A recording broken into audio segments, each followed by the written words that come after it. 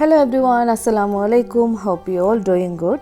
Last video la ungalku already promise pannirundhen every week vandu video upload pannirenu. So inniki pudhiya video oda vandachu.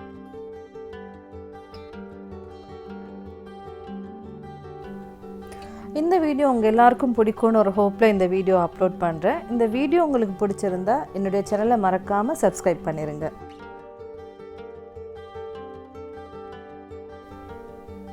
So இன்றைக்கி video பார்த்தீங்கன்னா Thursday afternoon தான் இந்த video shoot பண்ணுறேன். எங்கள் வீட்டில் main ஹாலில் பார்த்தீங்கன்னா மெயின் ஹாலில் கொஞ்சம் அரேஞ்ச்மெண்ட் பண்ண வேண்டியிருந்தது. ஸோ சூன் ஆஃப்டர் லஞ்சே வந்து அந்த அரேஞ்ச்மெண்ட்டை ஸ்டார்ட் பண்ணிட்டோம். என் மெயின் ஹாலில் பார்த்தீங்கன்னா இந்த விண்டோஸ்க்கு எந்த ஒரு கர்ட்டனுமே நான் ஃபிக்ஸ் பண்ணியிருக்கல. ஏன்னா இந்த ரூம் வந்து மார்னிங் டு ஈவினிங் வந்து நல்ல வெளிச்சமாக இருக்கும். ஸோ அந்த வெளிச்சத்தை வந்து எனக்கு அந்த கர்ட்டன்ஸ் போட்டு பிளாக் பண்ண விருப்பம் இல்லாதனால அந்த கர்ட்டன் எதுவுமே ஃபிக்ஸ் பண்ணாமல் அப்படியே விட்டுட்டேன். ஸோ இன்றைக்கி பார்த்தீங்கன்னா அந்த கர்ட்டனை ஃபிக்ஸ் பண்ணுறதுக்கு டைம் வந்தாச்சு. ஏன்னா எங்கள் வீட்டில் நெக்ஸ்ட் மார்னிங் வந்து ஒரு கெதரிங் இருந்தது, ஒன்லி ஜென்ஸ் தான். ஸோ வீட்டுக்கு வர்றவங்க கொஞ்சம் ஜாஸ்தி வெளிச்சம் வரும்போது கொஞ்சம் அன்கம்ஃபர்டபுளாக ஃபீல் பண்ணுவாங்களோ தெரியாததுனால தான் அந்த கர்ட்டனை என்னை ஃபிக்ஸ் பண்ணினேன். நெக்ஸ்ட்டு பார்த்தீங்கன்னா சோஃபா தான். அந்த சோஃபா இருக்கும்போது ஓவர் க்ரௌடாகினா கொஞ்சம் அது கன்ஜஸ்டடாக இருக்குன்றதுனால அந்த சோஃபாவே அங்கேருந்து ரிமூவ் பண்ணிவிட்டு ஃபுல்லாகவே காப்பட்டும் போட்டாச்சு. அதுவும் இல்லாமல் அவங்களுக்கு தேவையான வாட்டர், ஸ்நாக்ஸ் இதெல்லாமே மாதிரி கொஞ்சம் அரேஞ்ச் பண்ணி வச்சுட்டேன். ஸோ இந்த அரேஞ்ச்மெண்ட் எல்லாத்தையுமே குயிக்காகவே பண்ணி முடிச்சிட்டேன். ஏன்னா எனக்கு டின்னர் வேறு ப்ரிப்பேர் பண்ணுற வேலை இருந்தது. நார்மலாக பார்த்தீங்கன்னா எல்லாருக்குமே வீக்கெண்ட் பிஃபோர் டே வந்து நைட் வந்து கொஞ்சம் எல்லாருமே ஆக்டிவாக இருக்க டைம் வந்து. ஸோ இன்னும் கொஞ்சம் ஸ்பெஷலாக குக் பண்ணணும்னு சொல்லி ஒரு மார்னிங்கே பிளான் பண்ணியிருந்தேன். ஸோ அதுக்கு பார்த்திங்கன்னா நம்ம கொஞ்சம் ஏர்லியாக கிச்சனுக்கு போனால் தான் நம்ம வேலையும் கொஞ்சம் ரிலாக்ஸாகவும் கொஞ்சம் இன்ட்ரெஸ்ட்டாகவும் செய்யலாம். ஸோ எல்லா வேலையும் அரேஞ்ச் பண்ணிட்டு ஸ்ட்ரைட்டாகவே கிச்சனுக்கு வந்துட்டேன். இன்றைக்கி ரெசிபியை பார்த்திங்கன்னா மக்லூபா தான். நம்ம வீட்டில் பார்த்திங்கன்னா லாஸ்ட் வீக் வந்து மக்லூபா ஆர்டர் பண்ணியிருந்தோம் ரெஸ்டாரண்ட்டில். வீட்டுக்கு கொண்டு வந்த பின்னாடி தான் என்ன ஆர்டர் பண்ணோன்னே இருந்தது. ஸோ அதுக்காக வேணியே பார்த்திங்கன்னா இல்லை இந்த வீக் வீட்டில் பண்ணி அதை கொஞ்சம் டேஸ்ட்டாக சாப்பிட்ணுன்னு ஒரு மைண்ட் செட் இருந்தது. ஸோ இன்றைக்கி வந்து அதுக்கான ப்ரிப்ரேஷன் தான் பண்ணுறேன். ஸோ இன்றைக்கி ரெசிபி ப்ரிப்பேர் பண்ணுறதுக்கு பார்த்திங்கன்னா நான் 3 மீடியம் சைஸில் பொட்டேட்டோஸ் எடுத்திருக்கேன். அதே மாதிரி சைஸில் 3 எக் பிளான்ட்டும் எடுத்திருக்கேன். அது கூட பார்த்திங்கன்னா கொஞ்சமாக ஆனியன்ஸும் எடுத்திருக்கேன். ஸோ இந்த வெஜிடபிள் எல்லாம் பார்த்திங்கன்னா ஸ்கின் எல்லாத்தையுமே பீல் பண்ணிவிட்டு நல்லா வாஷ் பண்ணி எடுக்க போகிறேன். மக்லூபா பார்த்திங்கன்னா மெயினாகவே நம்ம அதை ப்ரிப்பேர் பண்ணுறதுக்கு ஒரு மீட் இருக்கும். அது கூட பார்த்திங்கன்னா எக் பிளான்ட் அண்ட் பொட்டேட்டோ. இது 3 இன்க்ரீடியன்ஸுமே இல்லாமல் மக்லூபா இருக்காது. அது இல்லாமல் ஒவ்வொரு கண்ட்ரியில் ஒவ்வொரு மாதிரி டிஃப்ரெண்ட்டாக பண்ணுவாங்க இல்லையா. ஸோ அதுக்கேற்ற மாதிரி கொஞ்சம் எக்ஸ்ட்ராவாக வெஜிடபிளும் நம்மளுக்கு எட் பண்ணலாம். பட் இன்றைக்கி நான் எந்த ஒரு எக்ஸ்ட்ரா வெஜிடபிளும் எட் பண்ண மாட்டேன். இந்த பேசிக் இந்த 3 இன்க்ரீடியன்ஸும் அது கூடவே கொஞ்சம் வேறு 2 இன்க்ரீடியன்ஸும் எட் பண்ணி தான் இந்த மக்லூபா செய்ய போகிறேன். ஸோ வாஷ் பண்ணி எடுத்த வெஜிடபிள் எல்லாத்தையும் கட் பண்ணிடலாம். இப்போ பார்த்தீங்கன்னா பொட்டேட்டோ அண்ட் எக் பிளான்ட் இது ரெண்டையுமே மீடியம் திக்னஸில் மாதிரி ஸ்லைஸ் பண்ணிடணும். அது கூட பார்த்தீங்கன்னா ஆனியனை பார்த்தீங்கன்னா கொஞ்சம் நான் பெரிய ஆனியன்ஸாக ஒரு 2 எடுத்துருந்தேன் இல்லையா. ஸோ அதை நல்லா ஃப்ரை பண்ணுறதுக்கு தான் கொஞ்சம் ஸ்லைஸாக கட் பண்ணிவிட்டு மற்ற 2 ஆனியன்ஸையும் கறிக்கு அண்ட் ரைஸ், சிக்கன் கறிக்கும் ரைஸுக்கு மாதிரி கொஞ்சம் சாப் பண்ணி எடுத்துருந்தேன். ஸோ நம்ம கட் பண்ணி வச்ச இந்த வெஜிடபிள்ஸ் இருக்கு இல்லையா, அதில் ஃபஸ்ட்டுக்கே வந்து பார்த்திங்கன்னா நான் பொட்டேட்டோ தான் ஃப்ரை பண்ணி எடுக்க போகிறேன். மக்லூபா பொறுத்த வரைக்கும் பார்த்திங்கன்னா அதில் 2 மெத்தட்ஸ் இருக்குது. இன்றைக்கு ஃபஸ்ட் மெத்தட் தான் நான் உங்களுக்கு இன்றைக்கி இந்த வீடியோவில் ஷோ பண்ணுறேன்.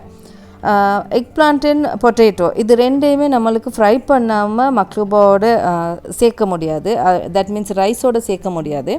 ஏன்னா அது ஃப்ரை பண்ணி ரைஸோடு சேர்க்கும் போது தான் அதோட அந்த ஃப்ளேவரும் அதோட டேஸ்ட்டும் வந்து கொஞ்சம் டிஃப்ரெண்ட்டாக இருக்கும்.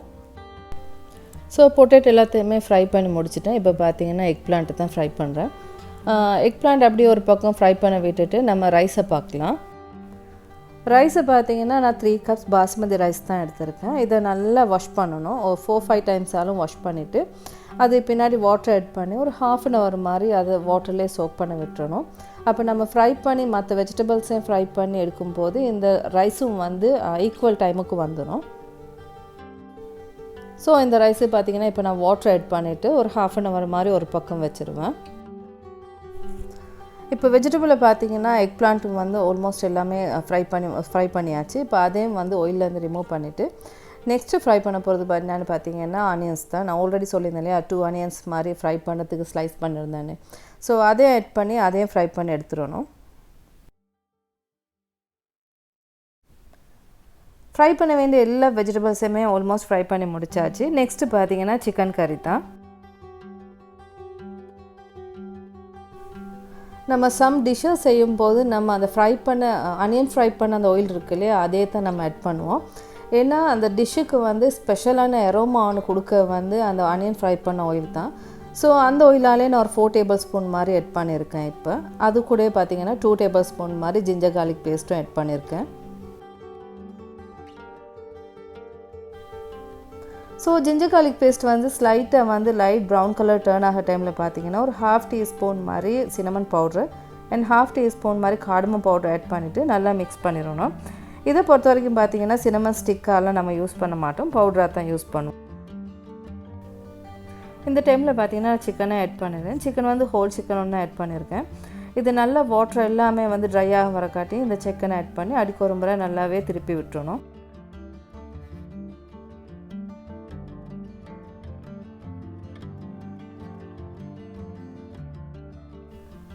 ஸோ இந்த சிக்கன் ஃபுல்லாகவே அதில் வாட்டரெல்லாம் ரிலீஸ் பண்ணி அது கொஞ்சம் நல்லா குக்காகி வரக்காட்டியும் அந்த சிக்கனை நம்ம அடிக்க ஒரு முறை டர்ன் பண்ணி போட்டுகிட்டே இருக்கணும். ஸோ என்னோடய சிக்கனில் வாட்டர் எல்லாமே இப்போ வந்து நல்லாவே ட்ரை ஆகியாச்சு. இந்த டைமில் பார்த்தீங்கன்னா 2 ஆனியன்ஸ் மாதிரி ஆட் பண்ணுறேன்.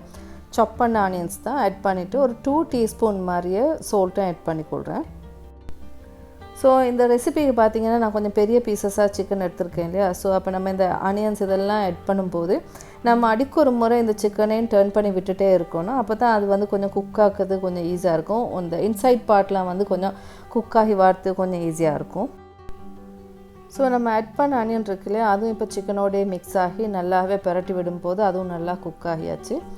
இந்த பாயிண்டில் பார்த்தீங்கன்னா நான் ஒரு 1/2 டீஸ்பூன் மாதிரி டர்மரிக் பவுடர் ஆட் பண்ணிவிட்டு ஒரு 1.5 டீஸ்பூன் மாதிரி சில்லி பவுடர் ஆட் பண்ணியிருக்கேன். அது கூட பார்த்தீங்கன்னா 1 டீஸ்பூன் மாதிரி கொரியாண்டர் பவுடரும் ஆட் பண்ணிவிட்டு ஒரு 1 டீஸ்பூன் மாதிரி பெப்பர் பவுடரும் ஆட் பண்ணிடுறேன். இதை கொஞ்சம் நல்லா மிக்ஸ் பண்ணி விட்டுட்டு அதுக்கு ஒரு 1/2 கப் மாதிரி வாட்டர் ஆட் பண்ணி அதையுமே பார்த்தீங்கன்னா அடிக்க ஒரு முறை கொஞ்சம் திருப்பி விட்டால் தான் அது கொஞ்சம் குக்காகி வார்த்து கொஞ்சம் ஈஸியாக இருக்கும். மசாலா ஆட் பண்ணதுக்கு பின்னாடி நம்ம கொஞ்சம் மீடியம் ஃப்ளேமில் மாதிரியே வச்சு குக் பண்ணுறது ஈஸி. ஏன்னா நம்ம மசாலா ஆட் பண்ணதுனால கொஞ்சம் நம்ம சிக்கன் பீசஸும் பெருசு இல்லையா, ஸோ நம்ம குயிக்காக வந்து பேர்ன் ஆகிறதுக்கு சான்ஸ் இருக்குது. ஸோ நம்ம அதை அடிக்க ஒரு முறை நம்ம இப்படி டர்ன் பண்ணி போடும்போது அது அந்த மசாலாவோட மிக்ஸ் பண்ணி பேர்ன் ஆகவும் அந்த பாட்டம் வந்து பேர்ன் ஆகாமல் நம்ம குக் பண்ணி எடுத்துடலாம். ஸோ இப்போ சிக்கன் கறியை பார்த்தீங்கன்னா சிக்கன் கறி நல்லா பாயில் ஆகி ஆயில் வந்து செப்பரேட் ஆகி வர டைம் தான். இந்த டைமில் மீடியம் சைஸ் லெமன் ஜூஸை ஆட் பண்ணிவிட்டு அது கூடவே கொஞ்சம் கொரியண்டரை ஆட் பண்ணிவிட்டு கொஞ்சம் நல்லா மிக்ஸ் பண்ணி சிம்மரில் விட்டு கொஞ்சம் குக் பண்ணி எடுத்துடணும். பட் இந்த ஸ்டேஜில் பார்த்தீங்கன்னா சிக்கன் கறி ஆல்மோஸ்ட் டன். பட் இப்போ கூட நான் அந்த பேன்லேருந்து ரிமூவ் பண்ணாமல் இன்னொரு 15 மினிட்ஸ் மாதிரி நல்லாவே சிம்மரில் விட்டு தான் நான் ரிமூவ் பண்ணுவேன் பேன்லேருந்து. ஏன்னா இந்த கிரேவி வந்து இன்னும் கொஞ்சம் திக்காகினா தான் ரைஸுக்கு வந்து நல்லாயிருக்கும். அதனால் அதை அப்படியே ஒரு 15 மினிட்ஸ் மாதிரி விட்டுட்டு தான் நான் பேன்லேருந்து ரிமூவ் பண்ணினேன். ஸோ இன்றைக்குள்ள டிஷ்ஷை பார்த்தீங்கன்னா வெஜிடபிள் அண்ட் சிக்கன் கறி ரெண்டுமே ரெடி ஆகியாச்சு. லாஸ்ட் ப்ராசஸ் என்னன்னா ரைஸ் தான். ரைஸுக்கு நான் ஒரு 4 டேபிள் ஸ்பூன் மாதிரி ஆயில் ஆட் பண்ணியிருக்கேன். ஃப்ரெஷ் ஆயில் தான் ஆட் பண்ணியிருக்கேன். நான் ஆனியன் ஃப்ரை பண்ண ஆயில் ஆட் பண்ணலை ரைஸுக்கு. ஆயில் நல்லா ஹீட் ஆனதுக்கு பின்னாடி நான் மீடியம் சைஸில் ஆனியன் மாதிரி எடுத்து சாப் பண்ணி அது கூடவே நான் ஆட் பண்ணியிருக்கேன்.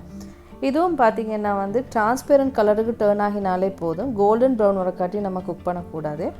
டிரான்ஸ்பெரண்ட் கலருக்கு சேஞ்ச் ஆகி வரும்போது கொஞ்சம் ஜிஞ்சர் கார்லிக் பேஸ்ட்டையும் அதோடு ஆட் பண்ணி அதுவுமே பார்த்திங்கன்னா ஒரு 7 to 80% மாதிரி குக் பண்ணால் போதும். இந்த ரெசிபியை பொறுத்தவரைக்கும் பார்த்திங்கன்னா சிக்கன் கறியாக இருக்கட்டும் ரைஸாக இருக்கட்டும் எதுக்குமே நம்ம ஸ்டிக்காவோ இல்லாட்டி நம்ம கார்டமன் பவுடராவோ எதுவுமே யூஸ் பண்ண மாட்டோம். அதை பவுட்ரு பண்ணி தான் யூஸ் பண்ணுவோம். அதே மாதிரி தான் பார்த்திங்கன்னா இங்கே ஒரு 1/2 டீஸ்பூன் மாதிரி சினமன் பவுட்ரும் 1/2 டீஸ்பூன் மாதிரி கார்டமம் பவுடரும் ஆட் பண்ணியிருக்கேன். இப்போ இதை நல்லாவே மிக்ஸ் பண்ணிவிட்டு அது கூட பார்த்தீங்கன்னா ஒரு 1 டீஸ்பூன் மாதிரி நாங்கள் பெப்பர்கார்ன்ஸும் ஆட் பண்ணியிருக்கேன். நம்ம நார்மலாக எந்த மீல்ஸ் அதாவது நம்ம கீ ஆட் பண்ணியோ இல்லாட்டி ஆயில் ஆட் பண்ணியோ எந்த மீல்ஸ் செய்யும் போது நம்ம பெப்பர்கார்ன்ஸ் அண்ட் க்ளவ் இது ரெண்டுமே ஆட் பண்ணுவோம். ஏன்னா டைஜஷன் ப்ராப்ளம்ஸ் வராமல் இருக்குன்றதுனால தான் நம்ம ஆட் பண்ணுறோம். இன்னைக்கு பார்த்தீங்கன்னா நான் க்ளவ் எதுவும் ஆட் பண்ணாமல் பெப்பர்கார்ன்ஸ் மட்டும்தான் ஆட் பண்ணியிருக்கேன். So onion ginger garlic paste இது எல்லாத்தையுமே ஸ்லோட்டே பண்ணது பின்னாடி நான் வாட்டர் ஆட் பண்ணேன். ஹாட் வாட்டர் தான் ஆட் பண்ணுறேன். பாஸ்மதி ரைஸை பொறுத்த வரைக்கும் பார்த்தீங்கன்னா 1 cup basmati equal to 1.5 cup water மாதிரி தான் ஆட் பண்ணுவோம். ஸோ இன்றைக்கி நான் 3 கப்ஸ் பாஸ்மதி ரைஸ் எடுத்திருக்கேன் இல்லையா. ஸோ 4.5 கப் வாட்டர் மாதிரி ஆட் பண்ணிவிட்டு அதுக்கு 1.5 டேபிள் ஸ்பூன் மாதிரி சால்ட் ஆட் பண்ணியிருக்கேன். நம்ம அந்த வாட்டர் டேஸ்ட் பண்ணி பார்த்தாலே அதில் சால்ட் டேஸ்ட் இருந்தால் போதும்.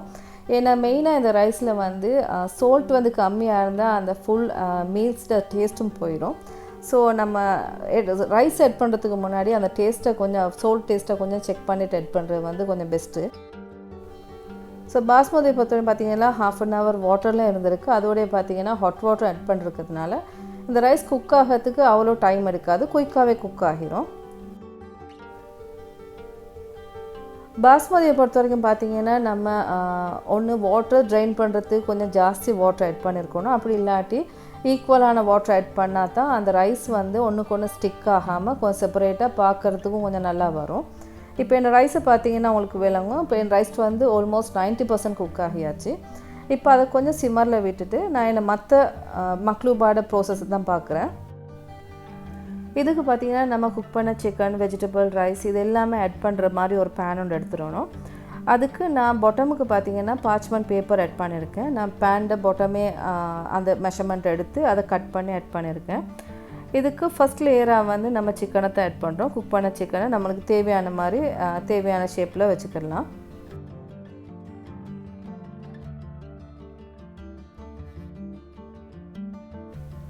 ஸோ இந்த சிக்கனோடைய பார்த்தீங்கன்னா நான் கொஞ்சம் சம் சில்லிஸும் ஆட் பண்ணுறேன், க்ரீன் அண்ட் ரெட் சில்லிஸும் ஆட் பண்ணுறேன். அதுக்கு பின்னாடி அந்த கிரேவியுமே அந்த சிக்கனோடையே சேர்த்து அது கூடவே ஆட் பண்ணிடணும். ஸோ இந்த சிக்கன் ஆட் பண்ணிவிட்டு ஈக்குவலாக்கி நம்ம அந்த பாட்டம் இருக்கு இல்லையா, அந்த பாட்டம் லேயரை வந்து ஈக்குவல் பண்ணிவிட்டு அதே பின்னாடி நம்ம அந்த ஃப்ரை பண்ணி வச்சுருந்த பொட்டேட்டோவை ஆட் பண்ணணும். ஸோ செகண்ட் லேயராக பார்த்தீங்கன்னா நம்ம பொட்டேட்டோ ஆட் பண்ணுறோம். ஆட் பண்ணுற டைமில் பார்த்தீங்கன்னா இருக்கக்கூடிய அந்த ஸ்பேஸ் எல்லாத்தையுமே வந்து அந்த பொட்டேட்டோவாலே ஃபில் பண்ணிவிட்டு செகண்ட் லேயர் ஃபுல்லாகவே பொட்டேட்டோ ஆயிரும். தேர்ட் லேயரை பார்த்தீங்கன்னா வந்து எக் பிளான்ட் தான். ஃப்ரை பண்ண எக் பிளான்ட் அப்படியே தேர்ட் லேயராகவே செட் பண்ணிடணும்.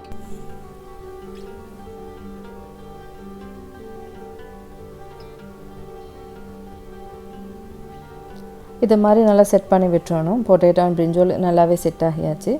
நெக்ஸ்ட் பார்த்தீங்கன்னா ஃப்ரை பண்ணி வச்சுருந்த ஆனியன் தான்.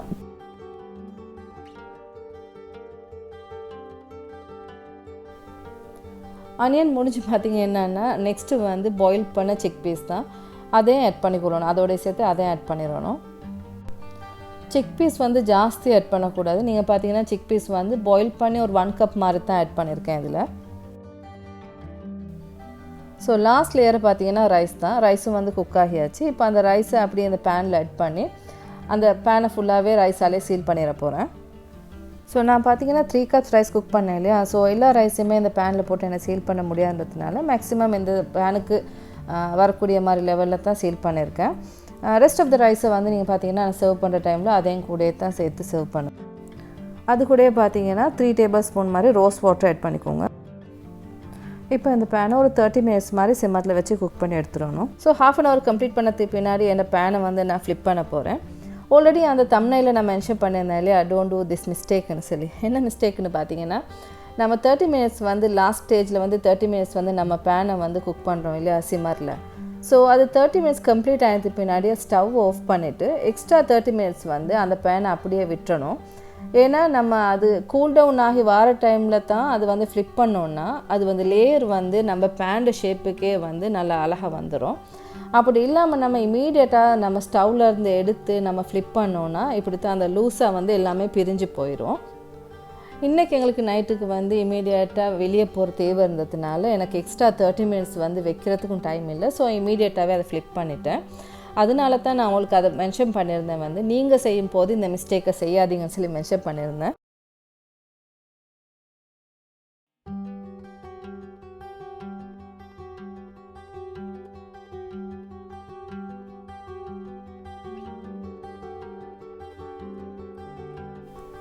ஸோ இன்னும் பார்த்தீங்கன்னா டின்னர் வந்து கொஞ்சம் ஸ்பெஷல் இல்லையா. ஸோ அதுக்கு ஒரு டெசர்ட் ஒன்றும் இல்லாட்டியும் அது ஒரு கம்ப்ளீட்டான மீலாக இருக்காது.